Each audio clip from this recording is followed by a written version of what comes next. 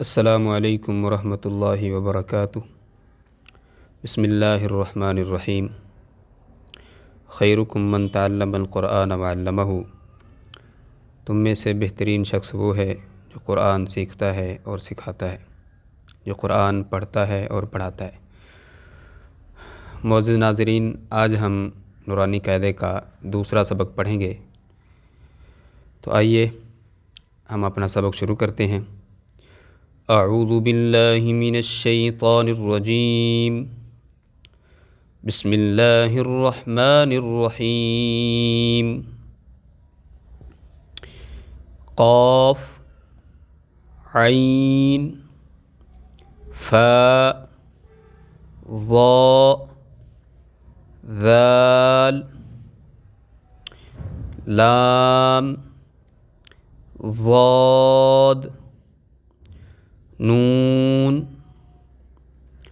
واو، جیم، ہا، شین، میم، یا،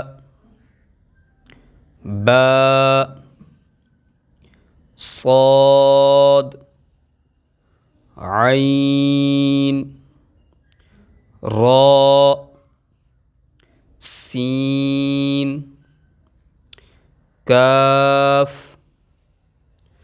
دال، زا، طا،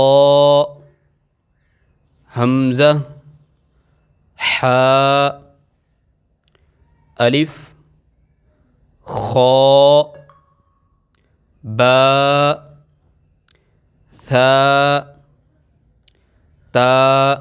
معزز سامعین، جس طرح کہ ہم نے پچھلی تختی پڑھی تھی مفردات بالترتیب، ہم نے پیچھے جو تختی پڑھی تھی الف سے لے کر یا تک مفردات بالترتیب، یہاں لکھا ہوا ہے مفردات بلا ترتیب، یعنی مفردات بالترتیب کا مطلب ہوتا ہے کہ مفرد حروف ترتیب کے ساتھ، اور مفردات بلا ترتیب یعنی مفرد حروف بغیر ترتیب کے ساتھ۔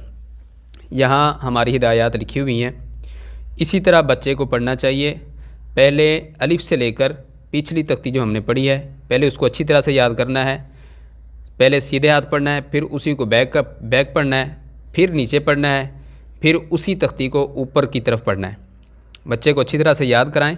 اس کے بعد آپ نے بچوں کو ڈاٹس یاد کروانے ہیں حروف تہجی کے مکمل، جیسے یہ قاف ہے، قاف کے اوپر کتنے ڈاٹس ہیں، کتنے نقطے ہیں، عین کے کتنے ہیں، ایک یہ یاد کروانے ہیں کہ نقطے ہیں کتنے، اور دوسری بات نقطے اوپر ہیں یا نیچے ہیں، یہ بھی بچے سے آپ نے پوچھنا ہے، اس کو زبانی یاد کرنا ہے۔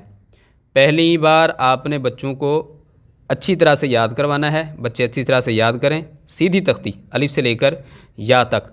اس کے بعد جب ہم نے بیک پڑھنا ہے تو پھر بچوں کو زبانی پڑھائیں، بچوں کو زبانی آنی چاہیے۔ یہ والی تختی جتنی محنت اس تختی پر کی جائے گی بچے کے لیے قرآن پڑھنے کے لیے بھی آسانی ہوگی، اور آگے اگلا سبق پڑھنے کے لیے بھی بچے کے لیے آسانی ہوگی۔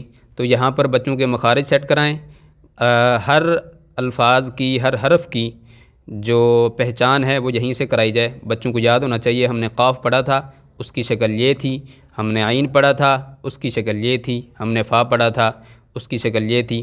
پہلے ہم نے سیدھا پڑھنا ہے، پھر اس کو بیک پڑھنا ہے، جیسے قاف، عین، فا، ضا، ذال، پھر اسی کو بیک پڑھنا ہے، ذال، ضا، فا، عین، قاف، پھر اسی تختی کو نیچے کی طرف پڑھنا ہے، قاف، لام، ہا، صاد، دال،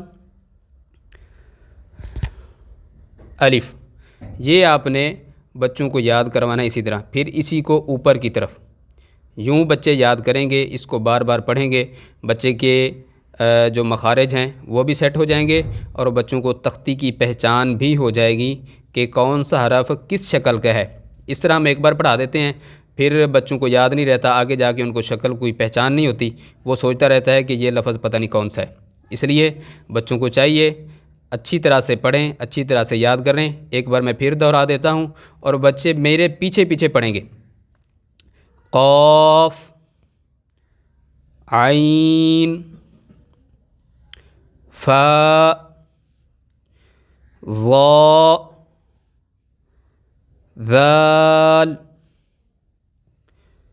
لام، صاد، نون، واو، جیم، ہا، شین، میم، یا، با، صاد، عین،